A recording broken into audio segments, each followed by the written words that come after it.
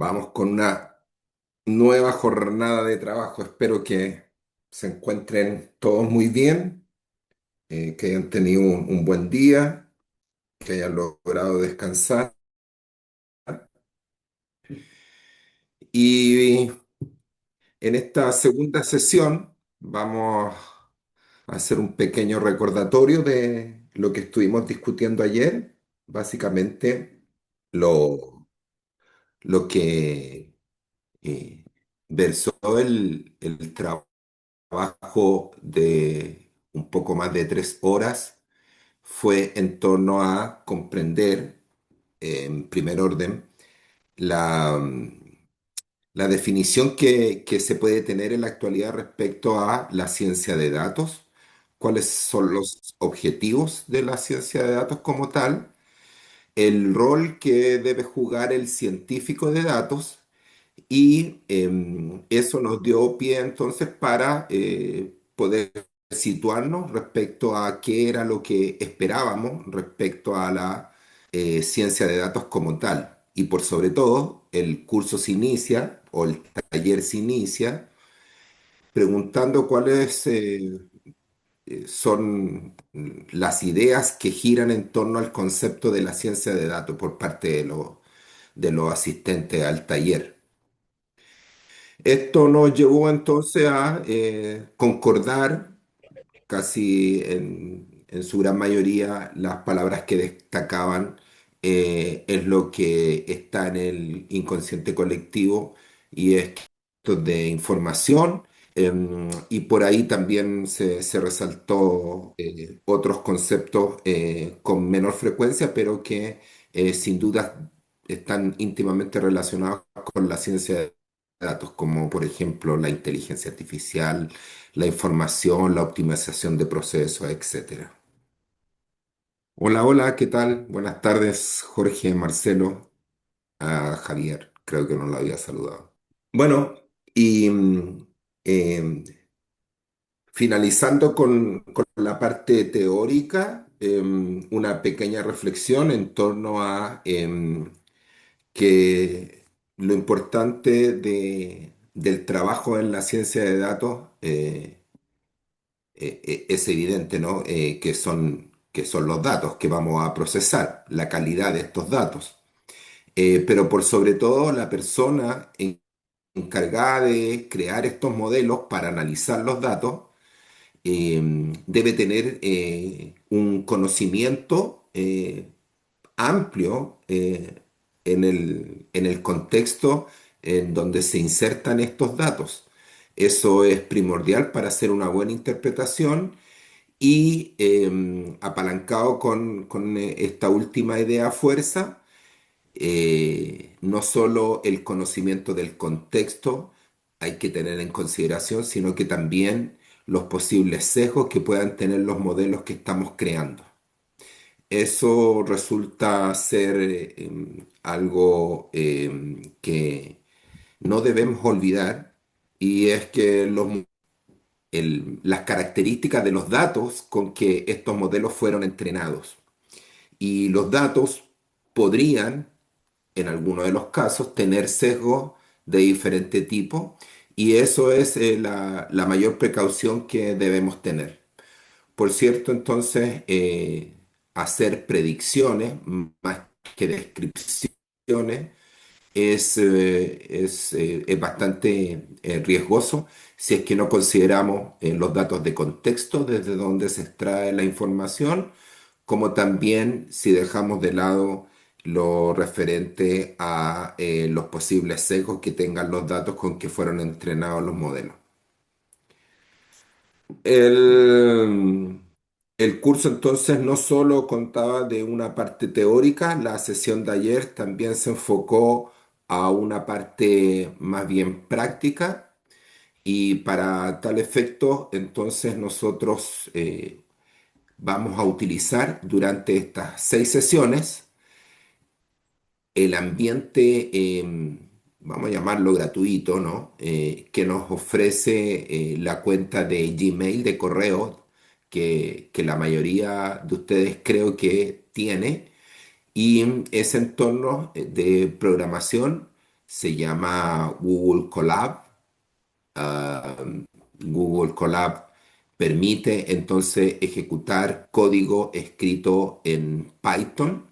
Python fue seleccionado como el lenguaje más apropiado. Bueno, por cierto, el taller lleva el nombre de Python, ¿no? En su bajada.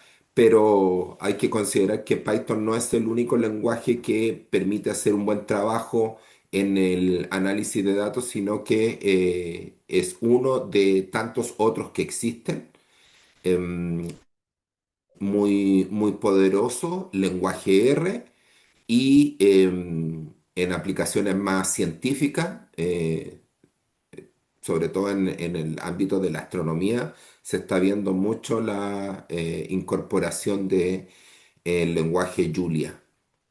Así que no, la ciencia de datos no se limita a Python, sino que existen otras alternativas que es recomendable que puedan explorar.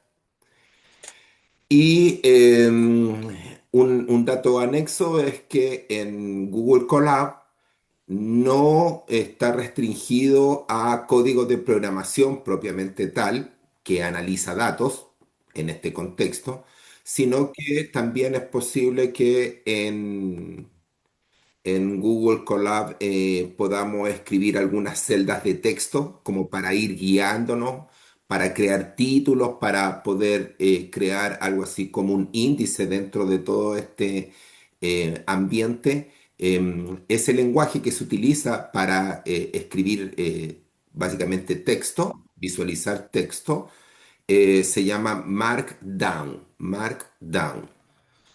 Ese es el lenguaje que utilizamos en Google Colab para todo lo que tenga que ver con texto. Pues bien, en Google Colab el trabajo se puede hacer por celdas. Esto no está obviamente restringido, es una cuestión netamente práctica el poder dividir los códigos en apartados. Cada uno de estos apartados queda en una celda y en Google Colab es posible ir ejecutando las celdas de manera secuencial, pero también está la posibilidad de ejecutarlas todas en el mismo instante. Em, es beneficioso, sobre todo para los que tienen tal vez mucha más años de experiencia en la programación, y es que en la programación clásica, bajo el paradigma top-down, nosotros, cuando teníamos un error en el código, debíamos recorrer todo el lenguaje, todo lo que se había escrito, para poder detectar el error. Y bueno, siempre se implementaban procesos de ruteo, routing del código para ir viendo en qué parte la implementación que se había hecho no estaba dando los resultados que se esperaban. Aquí, como tenemos celdas, podemos ir haciéndolo por separado, y eso facilita la detección de errores y posibles mejoras del código propiamente tal en un proceso de optimización. Así que en Google Colab comenzamos el trabajo con Python, viendo algunas declaraciones de variables, considerando que las variables en Python pueden almacenar cualquier tipo de datos, no es necesario clasificarlas como en otros lenguajes un poco más antiguos que requerían de dicha acción. En Python aprovechamos de ver cosas como el almacenamiento de datos en estructuras unidimensionales, como eran las listas o las tuplas, algunas diferencias, sobre todo en cuanto a que estas últimas son inmutables, y funciones breves, las llamadas funciones lambda, y posterior a eso giramos hacia la incorporación de bibliotecas disponibles para Python. Partimos con las dos más populares, para Python y, por cierto, en el ámbito de la ciencia de datos, que son NumPy y Pandas. NumPy para hacer operaciones en estructuras de una dimensión, operaciones numéricas, que revisamos el día de ayer. Y con Pandas tuvimos la oportunidad de ver las operaciones que se pueden realizar sobre datos tabulares, que en este contexto le estamos llamando data frame, data frame, así es como le llamamos eh, en Python a esta estructura de característica tabular, ordenada en filas y columnas. Así que el trabajo de ayer finalizó con un breve experimento que ustedes debían desarrollar de manera autónoma, pese que el experimento venía completamente desarrollado. No resta la importancia de haberlo realizado, porque durante el proceso de ejecución de cada una de las celdas de ese experimento tenían la posibilidad de aclarar dudas de lo que ayer nos enfocamos en explicar. Así que, como resumen, eso es lo que vimos y todo esto que acabo de mencionar, por si es que tenemos a alguien que no asistió a la sesión de ayer, eh, es parte del material que estamos utilizando para el taller, y todo este material fue alojado en un repositorio en GitHub. El acceso al repositorio de GitHub fue enviado por correo electrónico, y desde ahí entonces estamos trabajando con las diferentes presentaciones, que es lo que están viendo en este instante. Los notebooks, donde yo muestro parte del contenido de la sesión, como también estos laboratorios o experimentos para que ustedes practiquen. Y además incluyen todos los conjuntos de datos que vamos a utilizar tanto en mi exposición como en los trabajos autónomos que ustedes deben desarrollar. Así que ahí está todo el material y les cedo la palabra por si es que alguien tiene alguna duda, algo que mencionar antes de que comencemos con este nuevo día. ¿Los leo o los escucho? Como sea su preferencia. Estuvo bueno el resumen, pero no sé, profesor, si estaba mostrando cosas porque quedó solamente la primera lámina Ah, de la sí, presentación. sí, Marcelo, muchas gracias. No estaba mostrando nada. En realidad Ah, lo que estaba mostrando es la sesión 12, que ya la tengo sí, lista ahí. quedó súper claro. Ya, súper, súper, me alegro, me alegro. Am, ¿Alguien más que nos quiera decir algo? Ya, este es el famoso repositorio de GitHub que hemos ya referenciado. Em, enlace que estoy copiando y pegándolo aquí en el chat,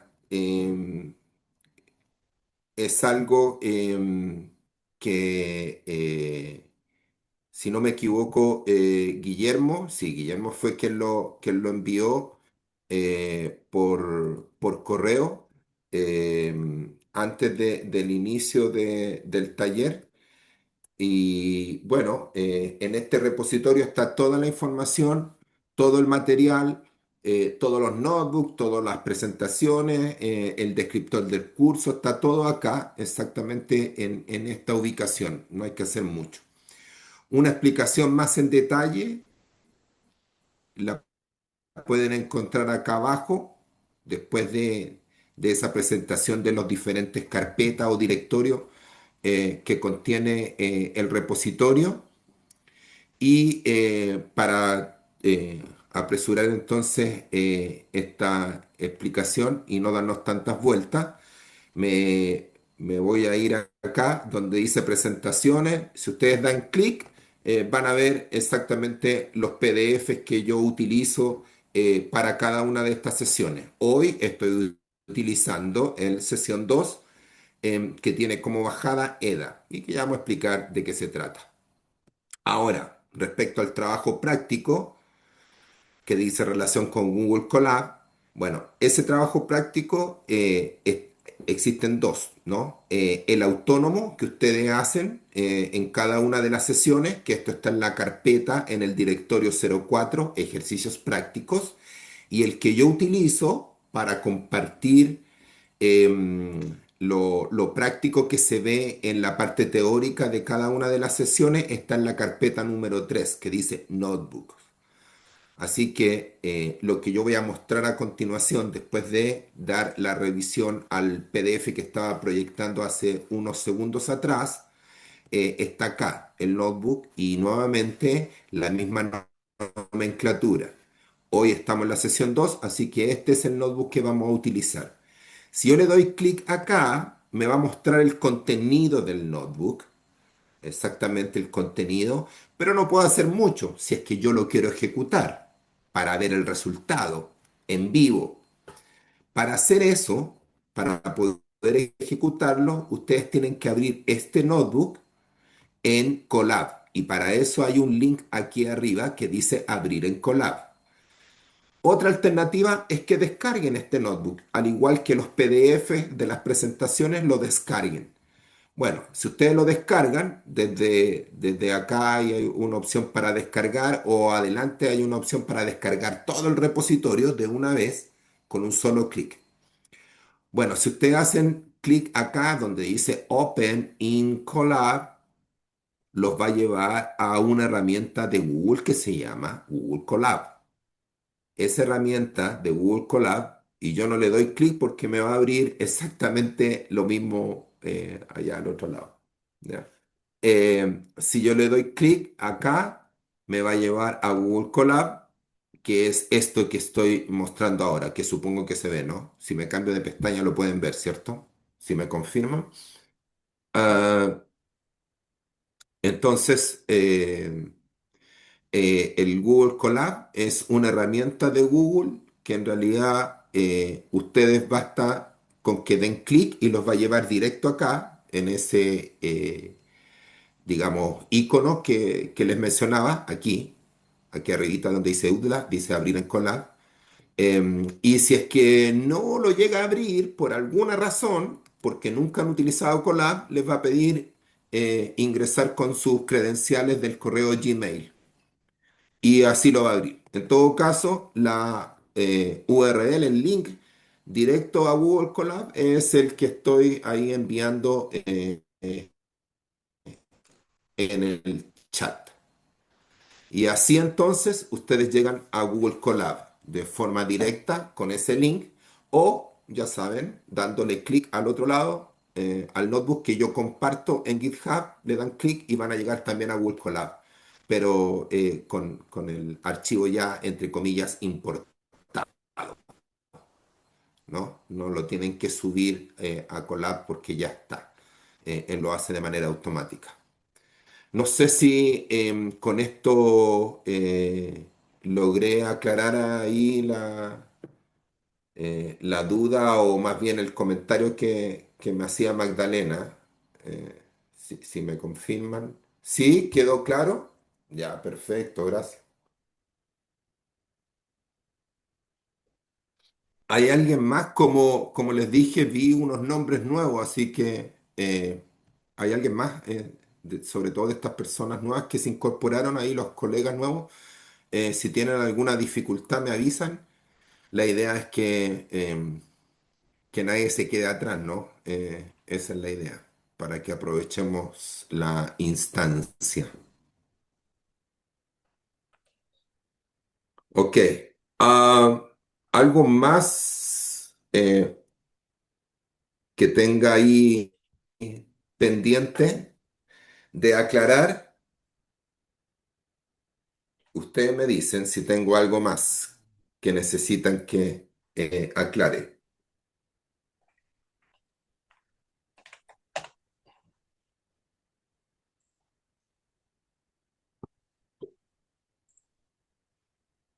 ¿Nada? Ya, perfecto. Una última cosa, nada más, ¿todo claro? Ya, gracias, profesor Mella, muchas gracias, Jonathan. Gracias, gracias. Gracias, Marcelo, por la confirmación. Una cosa, creo que Magdalena, ahí la profesora me mencionaba ayer sobre las grabaciones. Yo no sé si le hicieron llegar el link para descargar la grabación o si ustedes lo tienen. Eso tengo dudas. En esta sesión nos vamos a enfocar, uf, eh, algunos estudios eh, que me gustaría compartir con ustedes, pero ya tienen bastante tiempo, son un poquito antiguos. Hablan acerca de que esta etapa, el análisis exploratorio de los datos, es decir, una vez que ya lo hemos cargado, los datos al notebook y empezamos con ese trabajo, de ver qué es lo que trae esa base de datos que me compartieron o esa base de datos resultante de un cuestionario que aplicamos. eh, Ese trabajo consume alrededor del 50% de todo lo que hacemos en ciencia de datos. Eso es hasta, sí, sí, porque la creación del modelo se estima como en un 20%, el análisis en otro 20%. Todo lo que tiene que ver con revisar los datos, la primera mirada que damos antes de la construcción del modelo está en el orden del 50% del trabajo o tal vez podría ser un poco más eh, en algunas situaciones. Así que esta parte es la fundamental, esta parte es la fundamental eh, y es la que tiene muchos pasos a seguir. Pese a que, digamos, eh, podemos encontrar muchos algoritmos que describen los pasos necesarios para hacer el análisis exploratorio de datos, eh, es algo que consume demasiados recursos y en muchos casos es en donde no se le asigna la importancia suficiente. Entonces hay que tener claro que en esta etapa los datos nos hablan, nos dicen cosas y eso es lo que hay que saber escuchar, hay que saber comprender antes de iniciar el proceso de modelación. Así que el objetivo es que aprendamos en esta parte a detectar algunos patrones, anomalías típicas y problemas comunes en cualquier dataset con el que vamos a trabajar de aquí en el futuro. El objetivo básicamente es comprender qué es el análisis exploratorio de datos. Dice EDA porque está en inglés. Y cuál es su propósito. Detectar problemas comunes, como son los datos faltantes, datos duplicados, tipo incorrectos, realizar limpieza de los datos, una limpieza, en este caso vamos a hacer un poquito, digamos, de nivel inicial, a través de bibliotecas como Pandas. En el análisis exploratorio de los datos vamos a generar algunas visualizaciones o gráficos con dos bibliotecas nuevas, Matplotlib y Seaborn. Y por último vamos a desarrollar algunos conceptos o criterios que permiten interpretar estos patrones y comportamientos inusuales de los datos. Eh, el EDA en definitiva es la etapa donde se toman las primeras y tal vez las mejores eh, decisiones. Así que esa es la relevancia que quiero destacar al inicio del trabajo. La primera fase eh, de la estructura que tienen los datos, analizar las distribuciones, tendencias, relaciones. Por cierto, algo que nos da un dolor de cabeza, los famosos datos atípicos, los outliers, algunos patrones que puedan resultar ser sospechosos, sobre todo cuando estamos procesando datos provenientes de diferentes sensores en maquinaria. Y bueno, en el EDA también nos entrega la posibilidad de hacer las primeras hipótesis. Es posible formular ya una hipótesis antes de comenzar con el modelado propiamente tal. Así que como idea fuerza, hay que considerar para luego determinar cuál es el modelo más apropiado para ese conjunto de datos y por sobre todo, lo que mencionamos ayer, en el contexto en donde me encuentro, ¿no? Comprender el negocio de, de dónde provienen los datos. Entonces, un buen EDA ya te permite responder una serie de preguntas y en este proceso, en el proceso de exploración de los datos, este primer análisis que hacemos, muchas veces preguntas que no teníamos contempladas en las hipótesis iniciales surgen en el medio de este proceso de exploración de los datos. Nos damos cuenta de que hay algo un poco extraño y eso sucede y empiezan a salir muchas preguntas que dicen relación con el EDA, ¿no?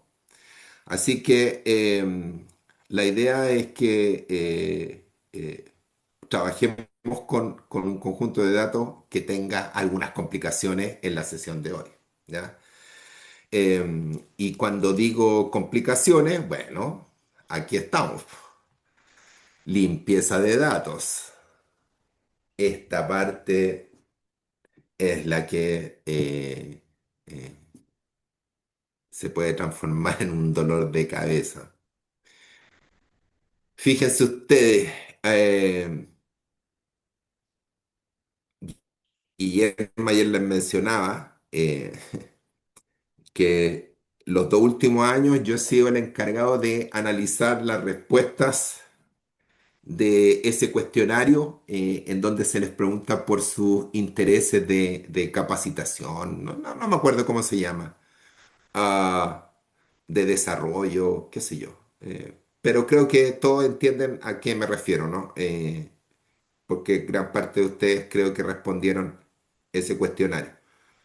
Em, y hay una serie de preguntas, no sé, creo que es la 15, 16, 17, todavía lo recuerdo, 15, 16, 17, que les preguntaba algo así como si usted, dependiendo de las asignaturas que actualmente dicta, ah, cuáles son sus intereses de capacitación o perfeccionamiento. Y esas últimas preguntas eran como todas muy, muy similares. Decía qué otras áreas le interesa explorar y qué más, no me acuerdo, eran como tres preguntas. Y bueno, en la pregunta decía, por favor, ya que te preguntaba por la asignatura y de acuerdo a esa asignatura, en qué campo te gustaría perfeccionarte. Bueno, decía, por favor, sepáralas por coma o por punto y coma, ya no recuerdo. Pero procesar esa pregunta, hacer un análisis en esa pregunta, me demoré muy poco, muy poco. hacer cruce ahí entre asignaturas, perfil del profe y qué área le gustaría explorar. No sé, cuando digo poco, obviamente esto es algo subjetivo, pero para mí un día o durante media jornada logré resolver esa pregunta, ¿no? Pude procesarla. Pero para poder hacer ese trabajo breve, wow, creo que pasaron, no sé, como 3 días que estuve tratando de arreglar, y hay que hacerlo así, a mano, las respuestas que teníamos en el cuestionario, porque, pucha, decía sepárelas por punto y coma y venían separadas por un slash, por un guión, por un espacio. Habían respuestas que te contaba toda una historia de por qué le gustaría perfeccionarse en no sé qué cosa, y nunca te mencionaba la asignatura. Ah, en otros casos, algunos colocaban el nombre de la asignatura, en otros casos colocaban el código. El código de la asignatura en algunos casos venía junto, las letras con el número, en otros casos venía separado. ¡Wow! Fueron 3 días para arreglar la respuesta de una pregunta. Eh, y ni les digo después para poder clasificar la temática, en qué le gustaría... eh, no, no, no, Cristian. No, pues, ojalá, ojalá fuese así. O sea, no Eh, así le puse un hipérbole. Es mucho menos al no, tiempo. sí, claro, es menos trabajo. Sí, pues menos trabajo, pero wow. Pero yo les cuento esto para que vean un ejemplo claro de, de que este proceso es el que consume más tiempo y es el que más dolores de cabeza da. Sí, Marcelo, bueno, sí. Ahí está cuál es tu objetivo. A veces restringir las preguntas, acotarlas, la respuesta básicamente, no la pregunta. Restringir la pregunta a veces limita y eso sí, a veces como que puede dar espacio a posibles sesgos en la muestra porque no estás recuperando lo que realmente los profesores quieren decir. Entonces, si le doy una lista, usted selecciona la que está aquí, bueno, y si no está la que quiero, qué sé yo, hay No, un no, pero yo montón me de, refiero de- que de en la cosas. instrucción pedirle que se pare por coma y si no se para por coma no se envía el formulario Ah, nomás. no. Sí, claro. Decía separe por coma, pero parece que no existía ningún tipo de validación. Eh, Sí, porque Así como entre si más no pone manos de coma, usuario no hay, lo más envía. errores hay. Sí, sí, claro. Entonces, bueno, y entonces les contaba de esta historia y la encuesta la respondieron, el cuestionario lo respondieron 400 personas, entonces era revisar una por una 400 y ahí como ahí no, me recomendaba o hacía el comentario el colega de usar IA. Sí, pues también traté de usar IA para poder filtrar un poco, hacer algo que me permitiese hacer un trabajo un poquito más rápido, pero no, igual fue bastante tiempo que me llevó. Entonces, lo que les mencionaba, ¿no? El análisis exploratorio de datos tiene esta parte de la limpieza y que ese es el problema frecuente que hay, primero, ¿no? Tratar de ordenar las respuestas. Y esto es básicamente cuando trabajamos con seres humanos, porque cuando se trata de datos de sensores, bueno, esto no sucede. Eh, Las máquinas no son tan desordenadas como nosotros, son mucho más estructuradas, así que eh, ahí hay otros tipos de problemas en cuanto a la limpieza de los datos, ¿ya? Pero bueno, lo interesante, así como contándole esta historia de la limpieza de los datos, es que hay una frase clásica que dice algo así como out. Entonces, es basura, básicamente. Eh, no podemos esperar otra cosa, siempre. Siempre nos va a golpear la calidad de los datos en el análisis que podamos hacer. Así que es muy interesante el concepto de GIGO, así se escribe. Em, chat. Garbage in, garbage out. Basura que entra, basura que sale. Nunca habíamos escuchado. Ahora sí, gracias. Sí, sí, sí. Y se abrevia así, es bien típica esa frase, Gigo. Claro, porque si yo no le hubiese dedicado, voy a seguir con el ejemplo, ¿no? Pero es lo más cercano que tengo con ustedes, ese cuestionario, por eso recurro a él.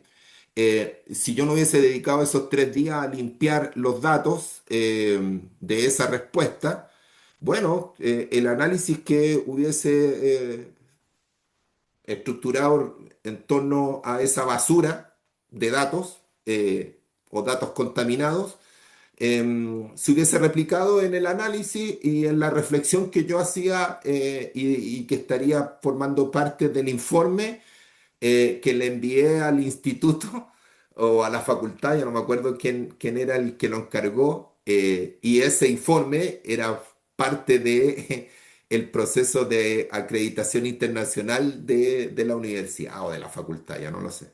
Entonces, es muy sensible esto de la limpieza de los datos y por eso es donde más tiempo nos tomamos.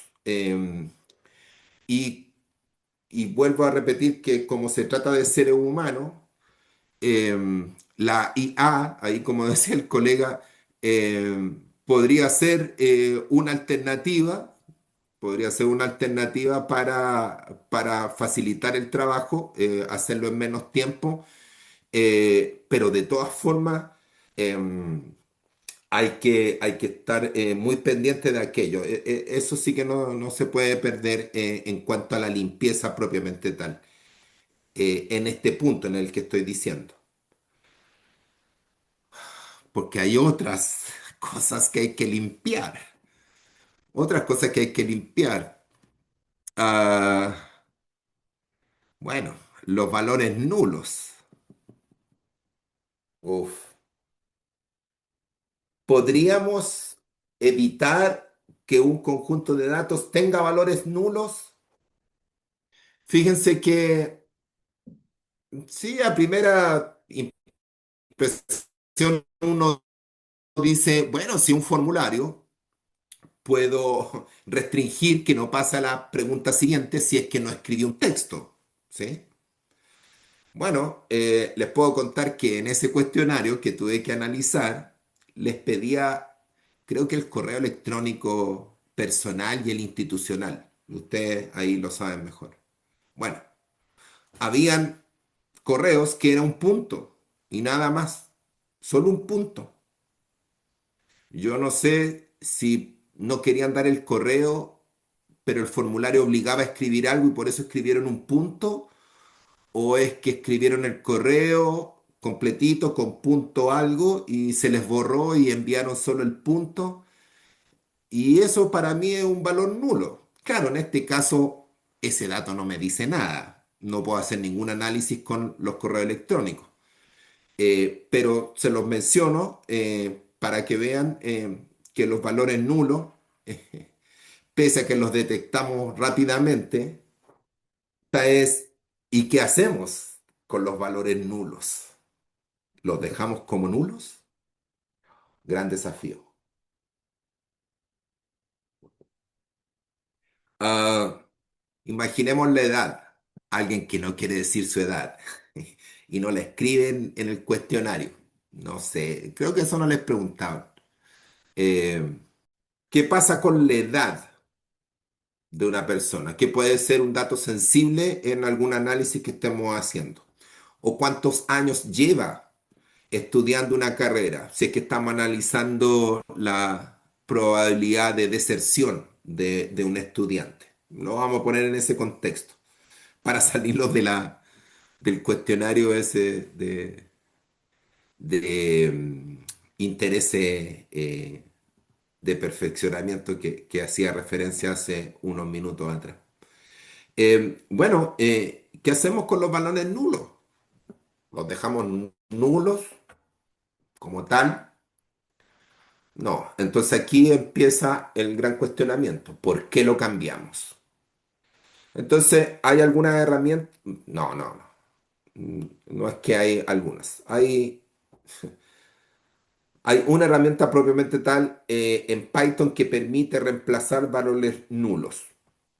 Ustedes vieron ayer que detectaba cuántos nulos habían en el conjunto de datos. Pero hay otra herramienta que en unos minutos más vamos a ver cómo funciona. Permite reemplazar esos valores nulos, pero existen muchas estrategias. Lo reemplazo por el promedio, lo reemplazo por la moda, lo reemplazo por la mediana. ¿Cómo reemplazo ese valor nulo? Y eso va a depender del tipo de datos. En muchos casos, y lo más acertado, es hacer una regresión lineal para poder predecir cuál es el dato que mejor se ajusta de acuerdo al dataset que estamos analizando. Entonces verifico ahí algunas variables, cuáles podrían ser predictoras de la edad de los estudiantes, analizando todos los otros casos que sí está la edad. Y bueno, la regresión en muchos casos resulta ser la mejor alternativa para reemplazar los valores nulos. Pero yo he visto muchos análisis en donde los valores nulos, en los informes de salida, cuando se declara cómo fue la metodología que se utilizó, aparece que lo reemplazaron por la media, por la moda y sin ningún cuestionamiento. Ah, problema, problema. Los duplicados, bueno, la verdad es que se resulta mucho más fácil de resolver, ¿no? Porque si están duplicados, los borramos ya. Pero tenemos que asegurarnos que son tuplas, registros, filas completamente duplicadas para poder eliminarlo. En cuanto a los tipos de datos inconsistentes, sí, claro. A veces el promedio de nota, alguien puede ingresar un 6,2 y otro puede ingresar un 6,2. Y ahí ya nuestro programa va a colapsar porque no va a saber, ¿o qué hago? ¿Tomo como número el 6,2 o tomo como número el 6,2? Esa es otra cosa fácil de resolver, pero hay que hacerlo. Esa es la cuestión, ¿no? Hay que hacerlo, pero se resuelve. Pero los valores nulos, junto con la limpieza que yo les comentaba anteriormente, y los outliers, que son los datos atípicos, eh, son las tareas que hace wow, que terminemos agotados mucho antes de comenzar el modelamiento de los datos. Así que esas son con las cosas que van a tener que lidiar si continúan haciendo análisis bueno, con Python. Aquí vamos a ver cómo se pueden resolver. Así que, bueno, hay que considerar que Ah, la calidad del modelo va a depender directamente de la calidad de los datos con que estemos alimentando ese modelo. Con la calidad de los datos que utilizamos para entrenar un modelo, con la calidad de los datos que utilizamos para testear el modelo, va a depender entonces de qué tan preciso resulta ser esa propuesta que hemos hecho. Así que el modelo puede ser moderno, grande, caro, costoso, computacionalmente hablando, pero si los datos no están limpios, la predicción será mala, en definitiva. Eh, es algo que, por si acaso, no es nuevo.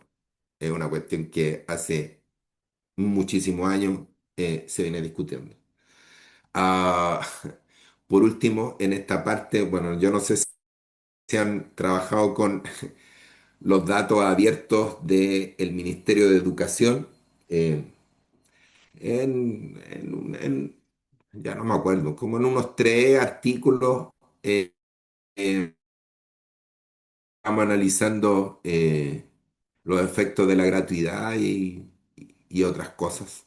Ah, utilizamos los datos que ofrece el Mineduc respecto a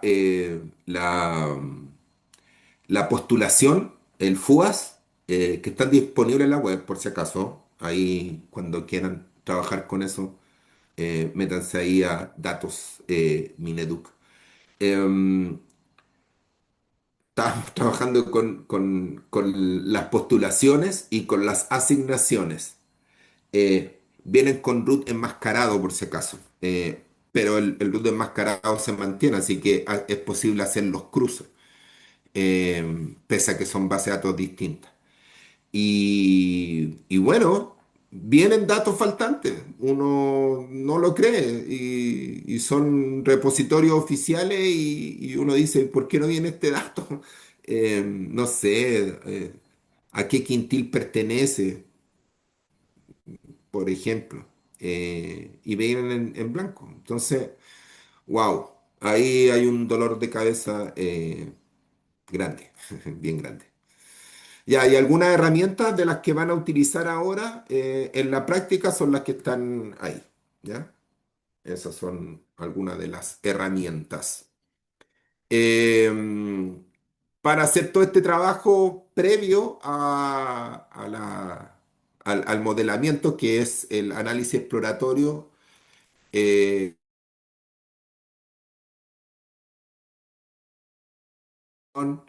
todo esto utilizando Pandas. Pandas es la biblioteca que ustedes ayer probaron.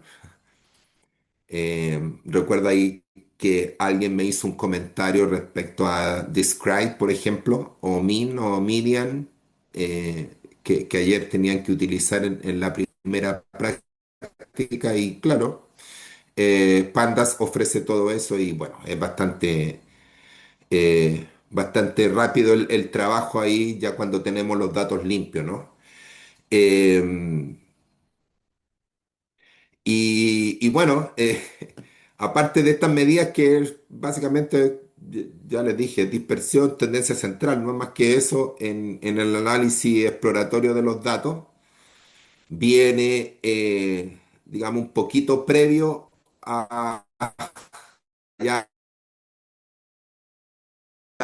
normalización, min-max scan y el set score. Eh, wow. Normalizar y escalar o estandarizar. Eh, bueno, la segunda más cuestionada que la primera. La normalizar básicamente nos dice que debemos tener todos los datos relativamente parecidos para que no existan distorsiones respecto a los pesos que se le asignan en la construcción del modelo. Entonces, si por un lado tenemos una variable que dice relación con la edad de los estudiantes, eh, y que sabemos que fluctúa, no sé, entre los 19 y los 22 años. eh, y en el mismo dataset tenemos la variable de el puntaje obtenido en la PSU matemática 1, eh, y que el puntaje está en torno a los 600, 700. Esas distorsiones, como podrán darse cuenta, eh, están presentes porque las escalas para poder construir estos modelos son distintas. Una va entre 19 y 22 más o menos, y la otra va de 500 a 800 puntos.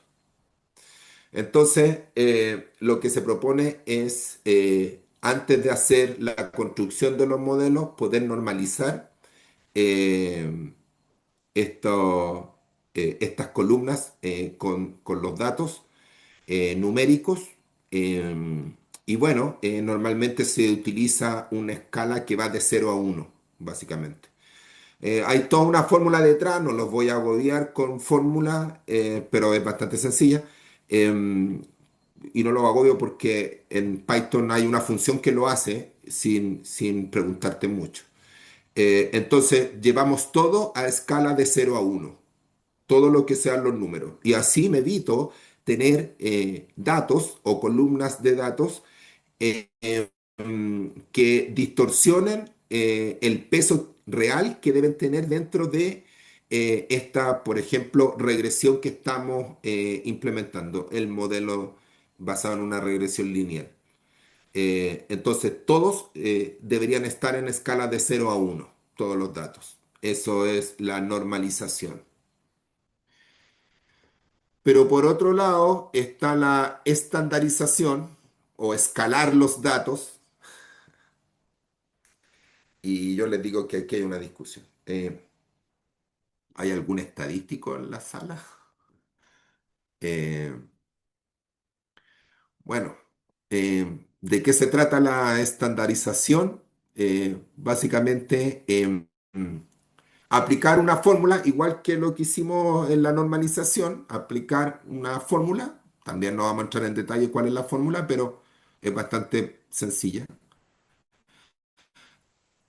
Eh, y esta fórmula que aplicamos en el proceso de estandarización, lo que hace es que los datos, cuando tú los analizas con medida de tendencia central, te debe arrojar que la media de ellos es 0 y la desviación estándar es 1. Z-score, así se le llama, o así se le reconoce. Eh, ¿Y por qué se hace esta estandarización? Bueno, porque con esto lo que logramos es que la distribución de los datos tengan una forma muy parecida a una distribución normal. ¿Y por qué los que empezaron con este proceso, ¿no? De crear algoritmos que hicieran predicciones o cosas como esas? Bueno, eh, utilizaron todos los recursos de la estadística, eh, pero utilizaron esos recursos que entrega la estadística, que son solamente útiles para datos normales, normalizados, o que tienen una distribución normal. Entonces nosotros de alguna forma estamos cambiando la forma de los datos a través de la aplicación de esta estandarización, con tal de que así este conjunto de datos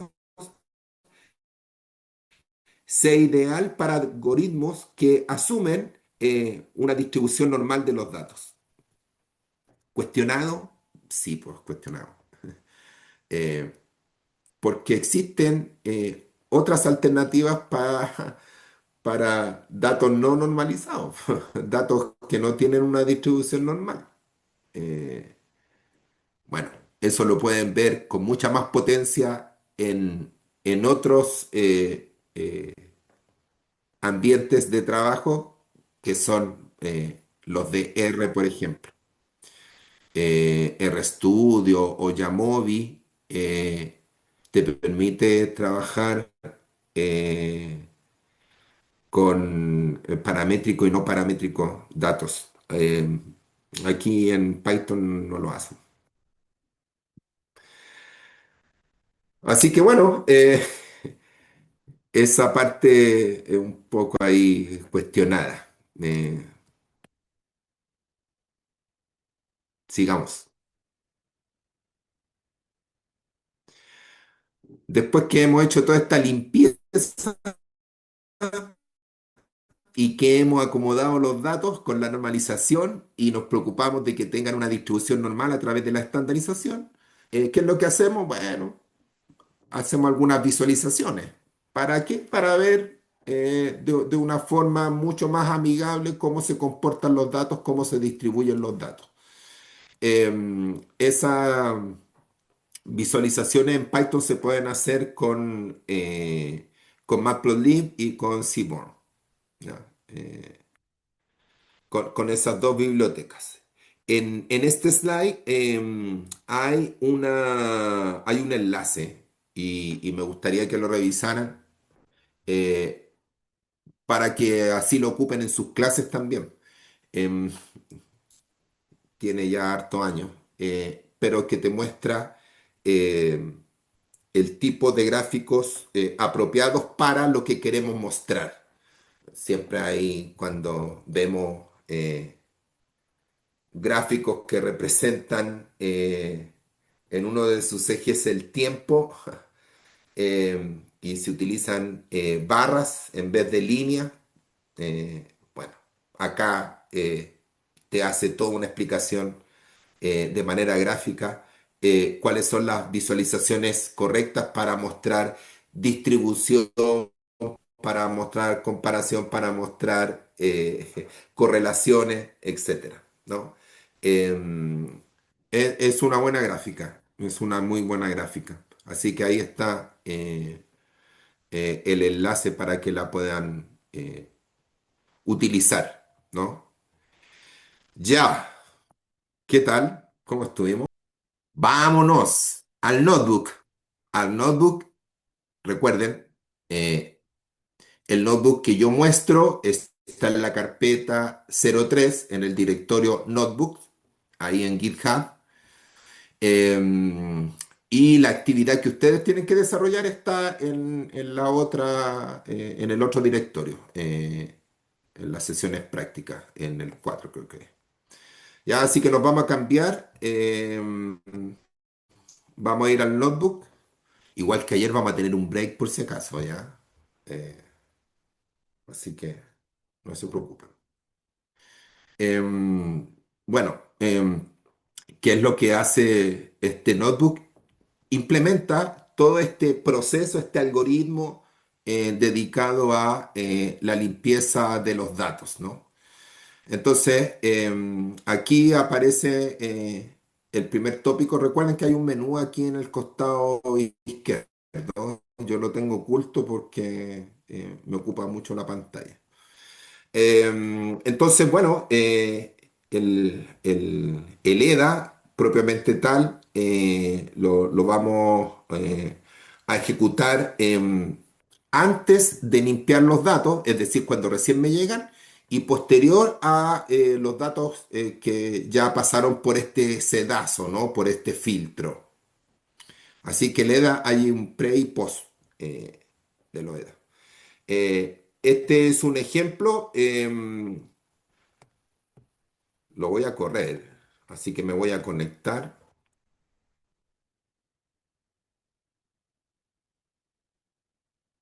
Ok. Entonces, vamos a limpiar unos datos y para limpiar unos datos, bueno, todas estas celdas no las van a ver.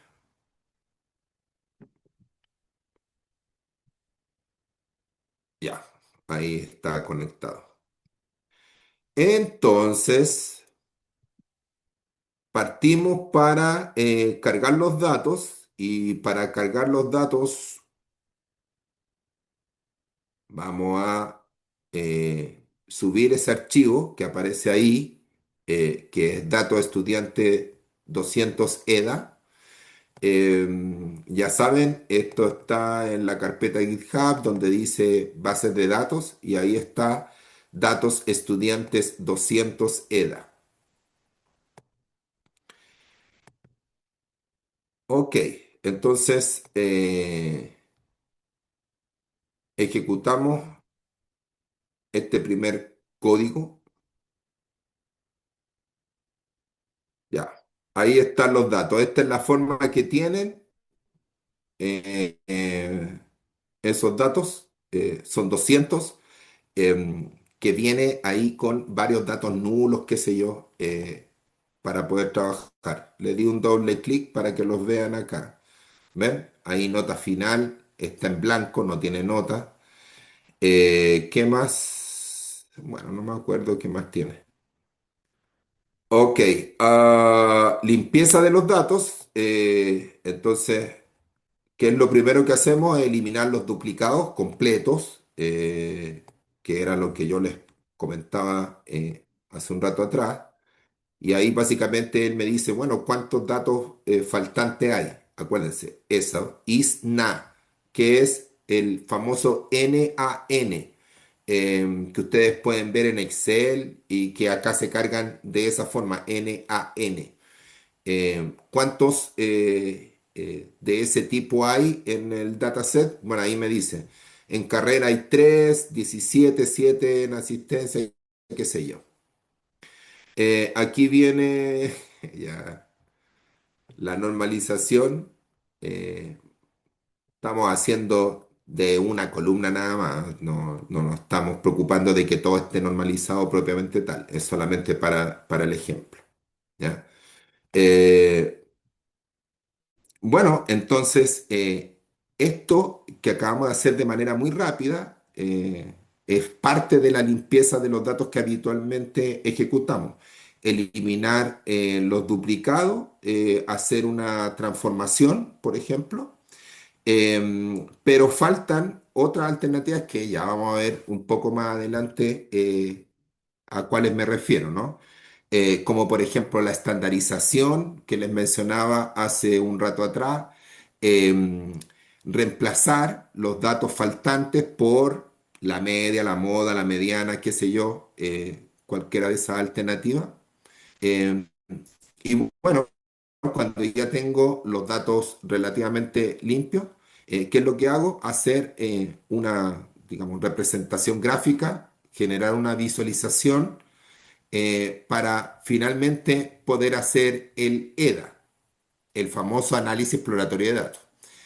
Pero ¿por qué lo hice tan rápido? Bueno, porque hay una forma de hacerlo mucho más rápida que todo esto eh, que hay que ir haciéndolo así paso a paso para poder explorar los datos. ¿Cuál es esa forma más rápida? Bueno, espero que esto. Entonces, después de haber descargado todo esto, él toma esos datos y te genera un informe. Este informe se puede bajar en PDF, pero bueno, aquí lo estamos viendo en la web. Te da un resumen del dataset, cuántas variables, cuántas columnas, observaciones, cuántas celdas con datos faltantes, qué sé yo, tipos de variables, categóricos, texto, numérico, booleano, etcétera. Aquí te muestra las variables una a una para que tú puedas ver entonces la forma que tienen. Puedo ir seleccionando las variables. Voy ahí a nota final. Como ven, esto lo genera como que si fuese un texto, porque ahí también dice ya que es texto. Em, Algunas, digamos, correlaciones. Aquí está haciendo edad con el root. No tiene mucho sentido, pero bueno, son los datos numéricos que él tiene para hacer esa correlación, ¿ya? Y edad contra edad. ¿Qué más? Ahí está esta tablita que es un mapa de calor para ver la correlación que existe entre las diferentes variables. Aquí está la escala de graduación. Entre más oscuro, más se acerca al 1, entre más rojito al -1. Estas son las variables que correlacionan mejor, aprobado con edad, de acuerdo a esa escala que aparece ahí. Bueno, y te muestra datos faltantes que puedan existir en cada una de las columnas. Te lo muestra de diferentes formas, ¿no? ¿Ya? ¿Y qué más? Bueno, y este es un hit que es básicamente mostrarte un preview de la base de datos.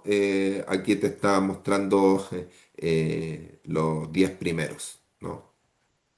Y ahí están los 10 últimos, supongo, ¿no? Sí, del 195 al 206. Y así los muestra. Entonces, todo el proceso que antiguamente teníamos que hacer a mano, cada una de estas cosas, eh, no la limpieza, sino que el análisis exploratorio de los datos, todo eso se hace en un minuto, ¿ya? Así que, bueno, esa es la alternativa que tenemos para evitarnos entonces hacer todo este trabajo a mano. Ahí el Rubén nos escribió. Ya, bueno, Rubén, nos vemos. Si es que ya nos ha ido. ¿Qué más? Bueno, aquí está repetido, ya aquí está exactamente lo mismo, que es lo que acabamos de hacer. Sí, no hay nada nuevo. Detección y manejo de outlier. Aquí hay algo interesante. Cómo se manejan los outliers. Ya. Em, Vamos a revisar acá esta parte. El dato atípico, ese que se escapa a la norma, en este caso es la nota final. Nosotros sabemos que la nota final va de 1 a 7. Entonces, ¿qué pasa si tenemos un dato que está más allá del 7, ¿no? ¿Qué hacemos con él? Entonces, lo primero que hizo fue el poder detectar a través de la creación de una, digamos, columna, poder marcar estos datos atípicos con un true or false, para que así pudiésemos detectar ese dato y ver qué alternativa teníamos para trabajar con él. Eso es lo que hace en esta celda. Y por acá que tenemos, bueno, esto ya es lo mismo que vimos delante, que es un resumen, pero este es utilizando el describe, que entrega ahí esta medida de tendencia central, los cuartiles que están por aquí abajito, que también resulta ser útil.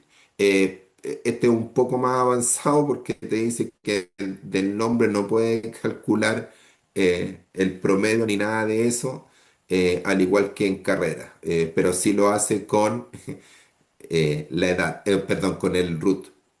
Eso sí que lo hace. Y que nosotros sabemos que el root, aparte de identificar al estudiante, no nos da mayor información, así que no es un dato rico, ¿no? Que podemos utilizar. Y por acá, entonces, hay otras visualizaciones. Esta es utilizando otra de las bibliotecas, Seaborn, junto con Matplotlib. Matplotlib es la más utilizada, la verdad. Pero Seaborn es una alternativa para crear estos gráficos que aparecen aquí abajito, ¿no? Aquí hay otro scroll que permite moverse, ¿ya? Ahí estamos. Y bueno, lo que habíamos dicho, que el EDA hay que ejecutarlo al inicio y al término de la limpieza de los datos. Eh, Eso es lo que aparece acá. Así que, a modo de resumen, voy a abrir el índice, que es mucho más fácil para poder presentar todas estas celdas. En este notebook, ¿qué es lo que tenemos? Bueno, todo el proceso que realizamos normalmente, que es la recolección de los datos, es decir, subir los datos, no más que eso, hacer una limpieza de los datos y esa limpieza incluye la transformación, es decir, la normalización o la estandarización, dependiendo de cuál es nuestra alternativa, y la visualización a través de diferentes gráficos. Pero bueno, tanto este proceso de visualización como el análisis exploratorio, ustedes ya saben que se puede hacer de manera muy sencilla utilizando esto que está aquí, ¿ya? Esto que está aquí es lo que me permite hacer ese análisis exploratorio y que te genera todo un informe y que, como ya les dije, es posible descargarlo en PDF si así lo quisieran. Yo recuerdo que hace unos años atrás permitía hacer una página web, lo descargaba en formato web, eh, más que en PDF. Así que bueno, no sé si ahora estará disponible esa alternativa. ¿Ya? Así que este notebook, que es el que reafirma todo lo que vimos en la sesión teórica, está compuesto de esta forma, ¿no? Así es, las etapas tradicionales en lo que es limpieza y análisis exploratorio de los datos. Ya, estaba hablando más o menos rápido para cumplir con el horario, pues llevamos 90 minutos, entonces quería hacer una pausa. ¿Mucha información? Supongo, creo que sí, demasiada información. Vamos a una actividad práctica, la vamos a explicar, qué es lo que se espera, y luego ustedes trabajan por unos minutos y vemos los resultados. Para este trabajo, entonces, vamos a utilizar un notebook que está, entonces, como ya lo habíamos adelantado, en el GitHub, que hemos estado trabajando en la sección de ejercicios prácticos.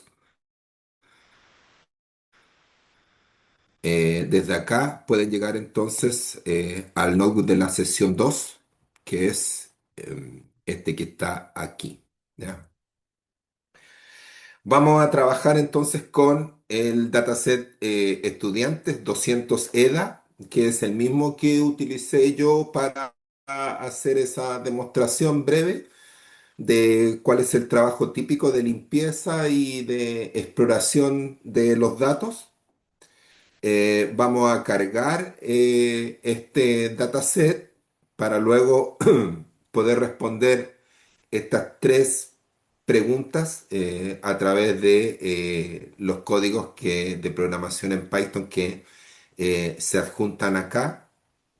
¿Cuántos duplicados hay en cada una de las columnas? ¿Cuántos valores faltantes hay por cada columna?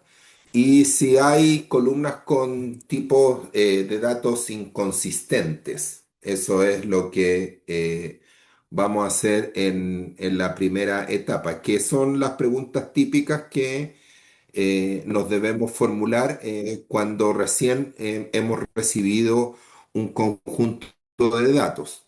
Esto es lo que siempre hacemos. Luego de haber descubierto que existen datos duplicados, valores faltantes, tipo de datos inconsistentes, vamos a comenzar con el proceso de limpieza. Vamos a normalizar, es decir, llevar a una escala de 0 a 1 algunas columnas, en este caso la nota final, hacer un reemplazo de variables, en el caso de los datos de las notas, algunos están con coma, otros con punto. Hay datos faltantes y en asistencia sucede exactamente lo mismo. Vamos a eliminar entonces el porcentaje y vamos a reemplazar donde diga sin datos, SD, lo vamos a reemplazar por NaN. Vamos a verificar si existen datos duplicados y los vamos a eliminar. Y luego vamos a imputar los valores faltantes a través de la mediana o de la moda. Ahí ustedes vean cuál es la mejor alternativa para reemplazar y por qué están optando por esa opción. Am, el paso siguiente será revisar si existen datos atípicos, outlier. En el caso de las notas, nos vamos a concentrar en esa columna, que es mucho más fácil detectar si son atípicos o no. La edad puede ser algo un poco confuso. Si tenemos una edad de 130 años, eh, depende del contexto. Si estamos hablando de estudiantes, sabemos que es atípico, pero tal vez la edad corresponde a la edad de las tortugas y ahí no es atípico que tenga 170 años. Solo lo lanzo así como ejemplo para que vean la relevancia de contextualizar los datos que estamos analizando. Y lo mismo aplica, por ejemplo, para la nota final. Esto está ajustado a la normativa vigente en Chile, y es que las notas van de 1 a 7. Y por eso es mucho más sencillo poder determinar si existen outliers o no. ¿Qué vamos a hacer con los outliers? Bueno, los vamos a recortar. Vamos a hacer una especie de poda de esos datos. Y una alternativa es definitivamente eliminar ese dato que está fuera de rango, todo eso a través de los códigos que ustedes ya manejan, que han visto cómo funcionan y que también están incorporados acá. Y luego hacer un breve describe del conjunto de datos para ver alguna medida de tendencia central y con eso poder generar algunas visualizaciones, histogramas, tanto de nota final como de asistencia, y un diagrama de caja, tanto para la nota final como también, perdón, la nota final agrupados por carrera. ¿Ya? Y ahí ustedes podrán determinar cuáles fueron los hallazgos que lograron detectar a través de este ejercicio básico, pero muy ajustado a la realidad a la que nos vamos a enfrentar cuando hagamos este proceso de análisis exploratorio de los datos.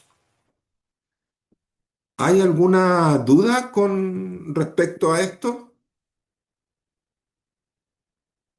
¿Qué es lo que se espera de ustedes? ¿No? ¿Nada? Bueno, al igual que, que en la sesión de ayer, entendemos que podemos tener participantes que tienen poca experiencia con la programación y es por eso que cada una de estas cosas que se solicita hacer ya viene preformateado en el notebook. Esto lo aclaro para que no caigamos en la tentación de solo ejecutar algo y no entender qué es lo que está haciendo, porque básicamente hay que tomar algunas decisiones, como ustedes ya lo observaron en algunos pasajes de este trabajo, se solicita tomar determinaciones respecto a, por ejemplo, si voy a imputar por la mediana o por la moda. Eso es algo que ustedes deben determinar. Por tanto, no es solo llegar y ejecutar. Eh, Otra de las cosas es respecto a las visualizaciones, que es lo que ahí podemos incorporar en estos gráficos que vamos a generar. Así que espero que no se aburran con este pequeño trabajo y si no hay dudas, definamos el tiempo para hacer esto. Originalmente se pensó entre 40, 50 minutos, creo que es bastante, pero esa fue la determinación a la que llegamos. Pero ustedes díganme, ¿qué les parece? Ah, Mire, todavía, ya, profesor, yo terminé, pero todavía no estoy sorprendido, ¿ah? Porque no, lo que pasa es que yo soy un buen amigo de Excel y, claro. y hasta el momento todavía no me está, no sé, porque todavía a ver, lo encuentro difícil porque obviamente no conozco las funciones, no conozco las librerías Panda. Entonces, si yo quisiera hacer este ejercicio desde cero, está súper complicado porque tengo que estudiar un montón de librerías y Ujú. las funciones, que no conozco la estructura. Eh, y a pesar de eso, hay muchas cosas que creo que la mayoría sí lo podría hacer en Excel. Entonces, se me empieza a aparecer la pregunta que ¿en qué momento Excel muere y lo dejamos abandonado? Porque me imagino que aquí vamos a tener mucho más poder de proceso o algo así más adelante, si estamos partiendo, pero va para allá, ¿cierto? Exactamente, Marcelo. Tú has dado en el clavo. Hasta ahora, lo que estamos haciendo lo hago en Excel y no me complico la vida. Pero ya les voy a contar esta historia y cuando todos se devuelvan del ejercicio, ahí yo voy a profundizar en esa reflexión que haces tú, Marcelo. Claro, porque hasta Para el que, momento, si yo analizo desde el punto de vista de utilizar Python, se me hace muchísimo más difícil, porque claro, obviamente, como le decía, hay librerías nuevas que estaba tratando de entenderlas, conociéndolas, y toda la sintaxis que no la conozco. Entonces, exacto. y mira a mi amigo Excel y ahí está mirándome y me dice, ¿me vas a abandonar? Claro, tal vez en esta etapa lo único que podríamos decir favorece a Python sería la cantidad de datos que voy a procesar, que tal vez en Excel pueda ser un proceso un poco más lento o definitivamente no se pueda llevar a cabo, por ahora. Puede ser la única diferencia. Ok. Bien, sí, también opina lo mismo ahí el profesor Mella, de lo que comentabas tú, Marcelo, y Jonathan, que lo veo en la cámara, mueve la cabeza diciendo que también, que Eh, no, que estamos ganando con yo esto. tenía, yo tenía un comentario adicional, o sea, porque Puro estuve sufrimiento. viendo, estuve viendo el código y en particular creo que la parte que más me costó fue la parte de las normalizaciones, pero de la Ok, limpieza. sí. Como que la sintaxis está... Y yo asumo que me imagino, ¿no? Que una forma de como esto se va a hacer muchas veces para data y es un proceso importante el limpiarla. Yo menos que todas estas cosas uno las podrá transformar como en funciones o algo así para que tú, por ejemplo, si quieres reemplazar, o sea, porque estaba dando de seguir la sintaxis de lo que estaba allí escrito en el ejemplo para, Ujú. eh, y y me costó. Entre las llaves, los corchetes, las paréntesis, las cosas, como que todo me costó harto seguirlo. Ya. Sí, bueno, efectivamente ayer mencionábamos, no sé si estabas tú presente, Jonathan, que el curso fue diseñado pensando en diferentes niveles de conocimiento sobre Python. respecto a los participantes o los posibles participantes cuando esto se ideó por allá por marzo. Y claro, si tú tienes poca experiencia con programación y tal vez si tienes poca experiencia con Python, te vas a encontrar con un montón de cosas nuevas y que yo ayer adelantaba una que era una cuestión muy de detalle, pero que era relevante, y es que en Python, por ejemplo, la indentación del código es fundamental porque no existe el abrir y cerrar un ciclo while o una sentencia de bifurcación como el if. Y lo mismo sucede cuando creo las funciones. Entonces, detalles tan mínimos como ese hace imposible a veces poder seguir de forma rápida códigos como los que yo les comparto a todos ustedes. Sí, sí, se nota que tiene un poco más de complejidad del código, sí. Pero bueno, yo menos que es un tema de curva de aprendizaje cuando uno empieza a hacer esto muchas más Sí. veces, ¿no? Sí, mira, y tú lo planteas en términos de que tiene un grado de complejidad el lenguaje Python. Y yo ayer mencionaba que Python, pese a no ser el mejor para el tratamiento de datos, se convirtió al día de hoy casi en un estándar dada su facilidad, porque es mucho más cercano, pero claro, desde la perspectiva de los angloparlantes, esto es mucho más fácil para aprender a programar en Python que en otros lenguajes. Pero tal vez alguien con experiencia previa en otro lenguaje de programación lo he vuelto. Creo que me había ido por unos segundos. Ahora Sí, sí. ahí regresó. Sí. Ya.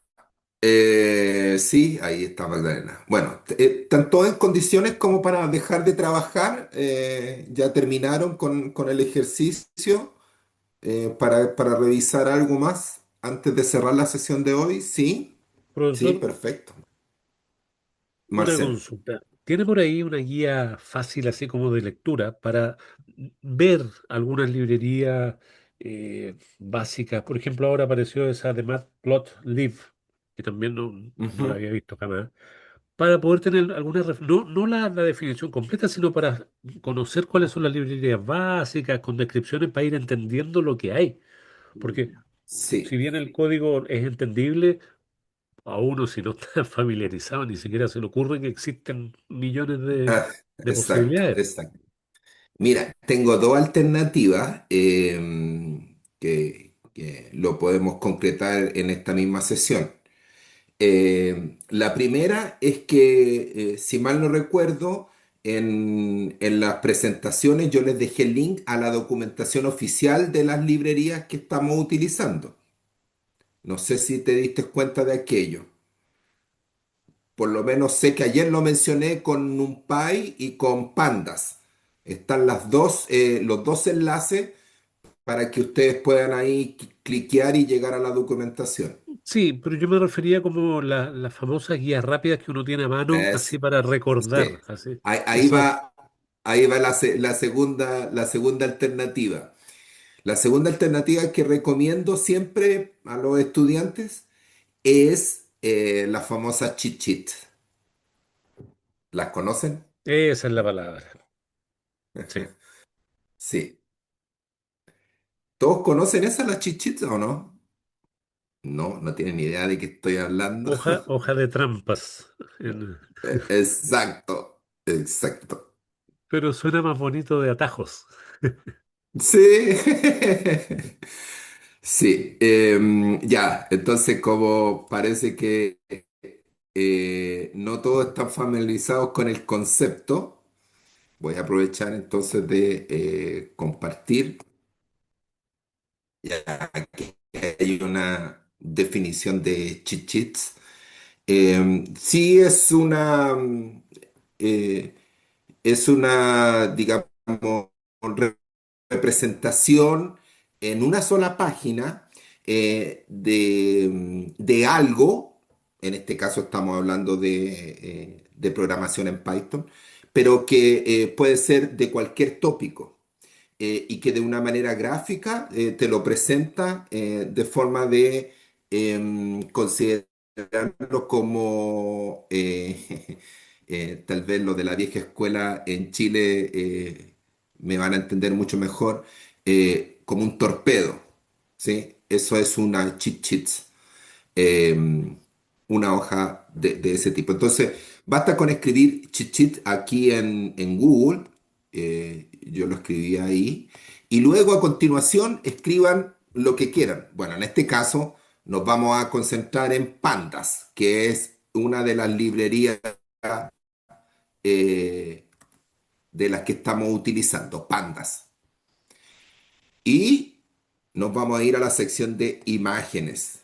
Y en imágenes, ahí elijan la que mejor represente sus intereses. Entonces, miren, voy a abrir esta, chichits, ahí hay una. Bueno, no sé, muy bien. No sé si es la conexión mía. Em, pero bueno, es una hoja de resumen y como ya les dije, en solo una página te muestra las cosas fundamentales de ese tópico que has incorporado después del concepto cheat sheets. ¿Se entendió, no? ¿Lo logran hacer? ¿Buscar? ¿Cómo les fue? ¿Encontraron algo? ¿Sí? ¿Cheat sheets? Ya, y como les dije, ustedes después cambian lo que quieran después de cheat sheets. Bueno, Python, tal vez lo más básico que estábamos repasando ayer. Ahí hay una hoja de resumen, hay unas más bonitas que otras, con las cosas fundamentales de Python. Y así lo pueden hacer con Matplotlib, por ejemplo. Aquí hay una de Matplotlib. em, que te permite entonces tener en una sola hoja las herramientas necesarias para sacar el máximo de provecho, em, en este caso a esa librería. ¿Ya? Cheat Sheets. ¿Qué tal? ¿Cómo les fue? Hay de todo. Ah, Marcelo ahí mandó una muy buena. Chit, chit. Ahí está. Marcelo, ¿qué tal? ¿Te gustó la alternativa? Bueno, parece que tú la conocías. No, o sea, el concepto siempre se me había olvidado. Está súper bueno. Vamos a empezar a Ah, mirarlo ya. porque, Ya. claro, ahí uno tiene una guía para poder ir y después buscar y leer, pero ahí está a mano. Claro, una guía rápida, no sé, eh, eh, como una hoja de resumen, qué sé yo. Ya, así que, bueno, lo que quieran, no se limiten con los cheat sheets, hay de todo. Inglés, para los que quieren aprender un poco de inglés, ahí hay una hoja de resumen, cheat sheet. Panda, ahí envió otra Marcelo, de pandas, de matemática, de álgebra, de cálculo, no sé, hay de todo, hojas de resumen o de atajo o de truco, qué sé yo.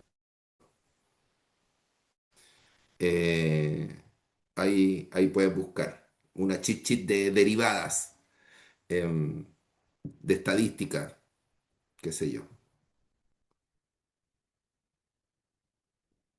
Ya, espero que sea una buena guía. Entonces tenemos la documentación oficial, que yo se la puse ahí en las presentaciones. Y la otra alternativa, así como resumen con las cosas principales, cheat sheets. Busquen así en Google y ahí elijan la más bonita, la más entendible, la más clara, qué sé yo, lo que ustedes consideren necesario. Y bueno, también me cuelgo de algo que ahí comentaba Marcelo, hasta ahora llevamos 2 sesiones de 6, así que todavía no llegamos al 50%. Pero la inquietud respecto a que lo que estamos haciendo es interesante, sí, es una alternativa que no conocía para analizar datos, para limpiarlos, pero en realidad no es más que lo que puedo hacer en Excel. Y Excel llevo años trabajando, ¿para qué me voy a cambiar? Bueno, la primera respuesta mía fue el señalar que tal vez una diferencia que podríamos encontrar en el estado actual es la cantidad de datos. Cómo se comporta con 1 millón de datos, 2 millones de datos, me refiero a tuplas, a registros, a filas. 2 millones de filas en Excel. ¿Qué tal se encuentra como para hacer esa limpieza?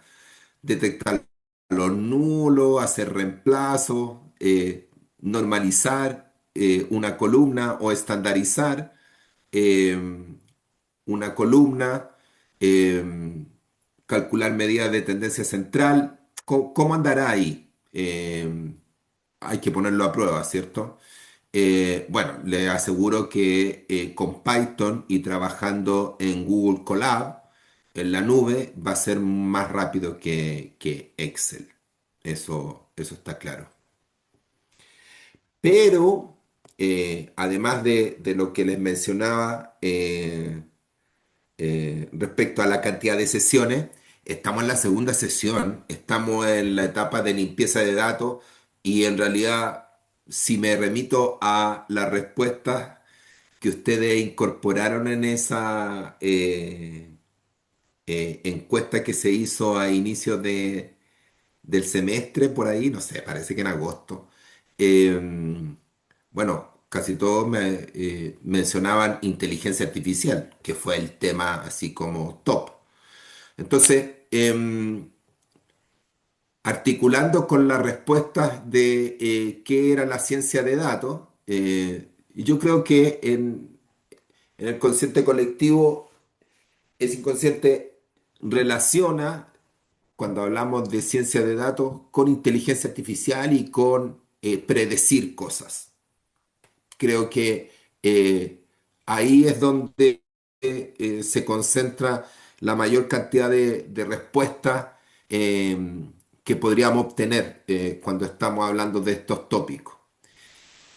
Y sí, vamos a llegar ahí, pero hay que entender algo y que me voy a colgar de una imagen que espero que la estén viendo, esta imagen que está acá. Eh, Nosotros no hemos hecho nada de lo que está en esa circunferencia, en esas tres circunferencias inscritas una dentro de la otra, eh, hasta ahora. No hemos hecho nada de eso. Pero sí es importante comprender eh, que la inteligencia artificial es como el gran paraguas, ese que me permite entonces eh,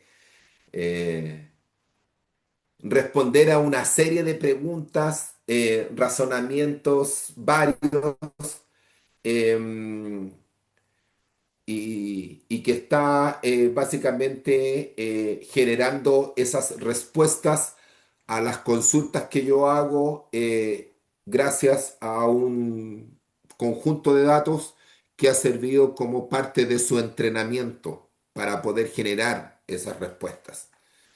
Y la inteligencia artificial es, en términos genéricos, eso, ¿no? El poder responder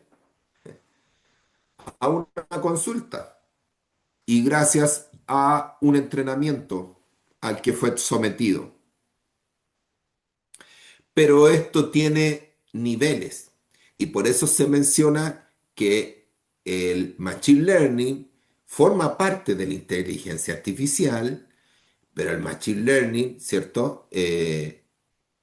también se podría hacer mucho más preciso para obtener respuestas en base a datos de entrenamiento al que ha sido sometido un algoritmo, pero de manera mucho más certera, por ejemplo, con imágenes, y a eso es lo que nosotros llamamos el deep learning. Eh, y tanto el deep learning como el machine learning pertenecen a este gran ecosistema llamado inteligencia artificial. Y hasta ahora, el objetivo de este taller, ¿cuál es? Bueno,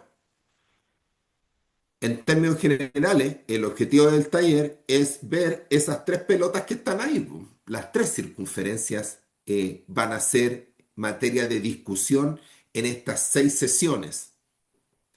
Ustedes van a poder decir que tienen un acercamiento a la inteligencia artificial porque van a ser capaces de crear un modelo, un algoritmo, el cual va a ser entrenado con datos y que luego ese algoritmo va a poder hacer predicciones o va a poder responder a diferentes cuestionamientos al que va a ser sometido. Así que ustedes sí van a hacer inteligencia artificial y es algo que no necesariamente lo podrían lograr con una herramienta tan poderosa como lo es Excel. Eso lo van a ver en Machine Learning y lo van a ver con Deep Learning. Las, digamos, dos cosas que van a formar parte de uno de los días de estas 6 sesiones. Vamos ya les mostré la agenda ayer, pero lo repito, hay una sesión especial para Deep Learning y hay una sesión especial para Machine Learning. Eh, Ahí son 2 días. Pero bueno, ¿qué hemos hecho hasta ahora? Bueno, hemos hecho la parte previa, porque eso de limpiar los datos eh, y todo el trabajo que hicieron durante esta sesión es la parte fundamental, como ya les decía, el GIO, garbage in, garbage out. Eh, si estos modelos no son entrenados con datos limpios, la verdad es que las respuestas que van a entregar no van a ser las satisfactorias. No va a permitir hacer un buen eh, análisis, conclusiones, reflexiones en torno a una temática en particular. Así que todos estos, Deep Learning, Machine Learning, y ambos como formando parte del ecosistema de la inteligencia artificial, necesitan este proceso de limpieza de datos antes de crear el modelo. Y por eso yo en la presentación de hoy mencioné de manera encarecida de que aquí lo importante no es crear un modelo de Machine Learning. Eso no es el foco que va a consumir la mayor parte de nuestros recursos. El modelo viene después. Primero, eh, tengamos un conjunto de datos que sea realmente representativo del fenómeno que queremos estudiar. Y luego nos adentramos a crear este modelo, un modelo de Machine Learning o un modelo de Deep Learning, para poder hacer predicciones.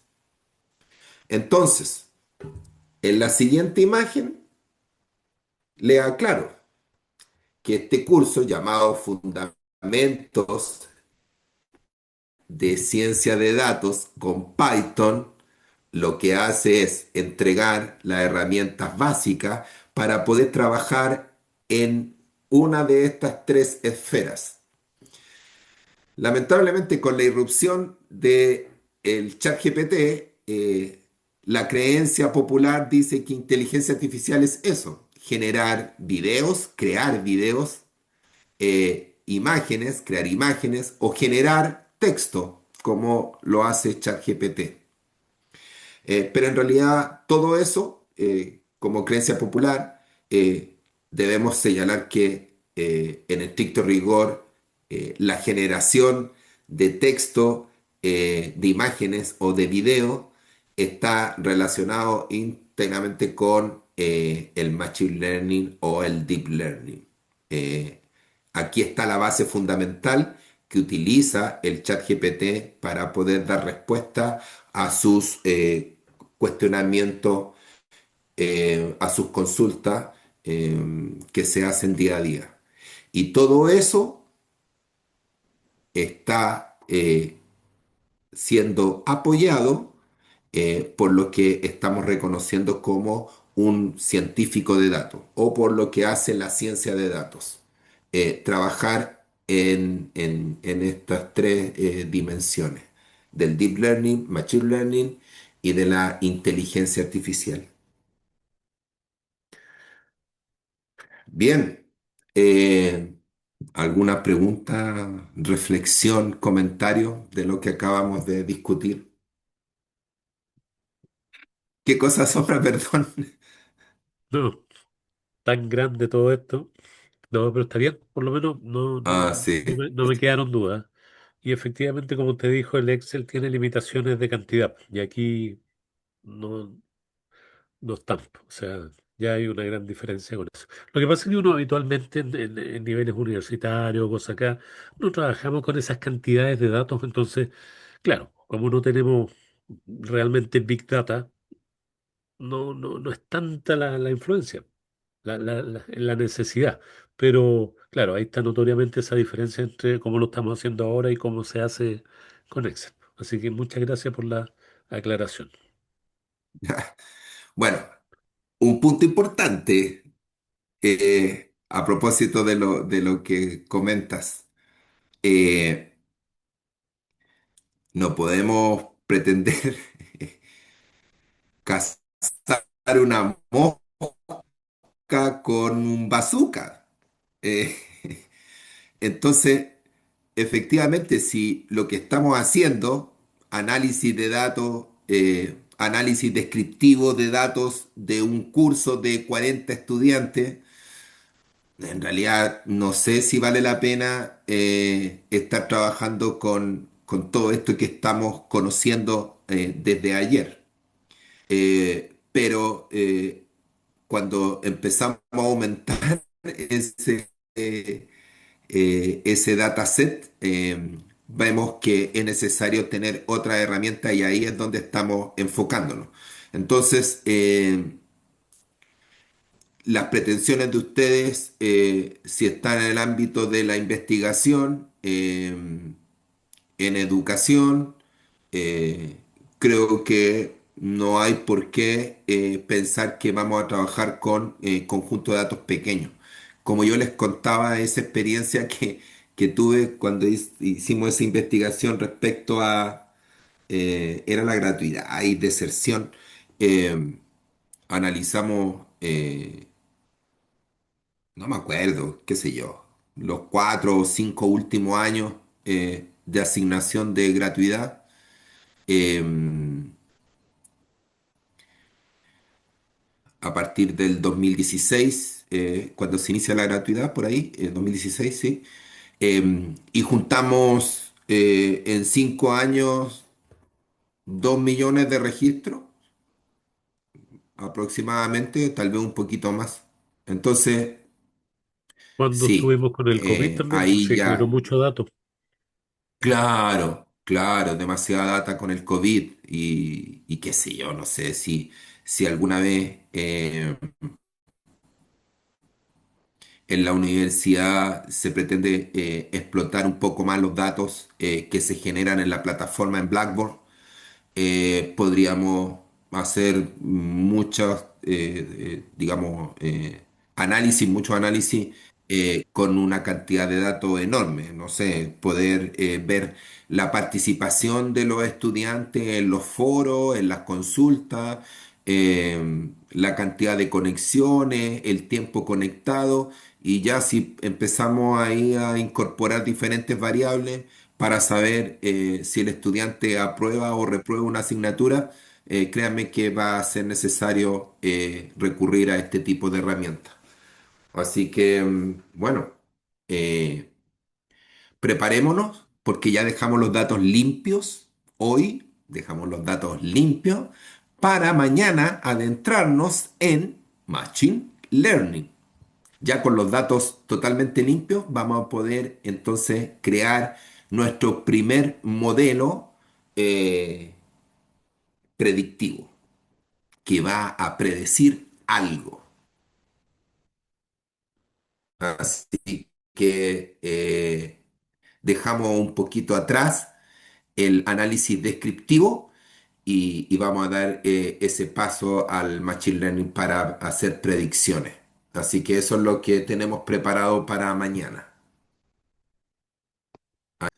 Ya, somos poquitos. Voy a encender mi cámara porque me voy a despedir y así que no tengo miedo a que se caiga mi red. Eh, bueno, muchas gracias Bueno, por acompañarme hasta el final. ya. No, estamos bien. Eh, El entusiasmo está, así que estoy interesado en su tema. pe- ya, perfecto, me parece fabuloso que se interesen. Poquitos, pero Sí, comprometidos con un el granito, taller, con el aprendizaje. todos los días un granito más, un conocimiento más que puede servir para desempeñarse en cualquier Sí, lado. sí, sí, paso a paso. Claro. No, no nos apresuremos. Así que mañana vamos a dejar un poco más contento a Marcelo para que se desenamore de Excel. Es que desgraciadamente no se puede ¿Ya? dejar de lado Excel. Está metido dentro, No, no, si está metido dentro de las TIC que eh, se utilizan.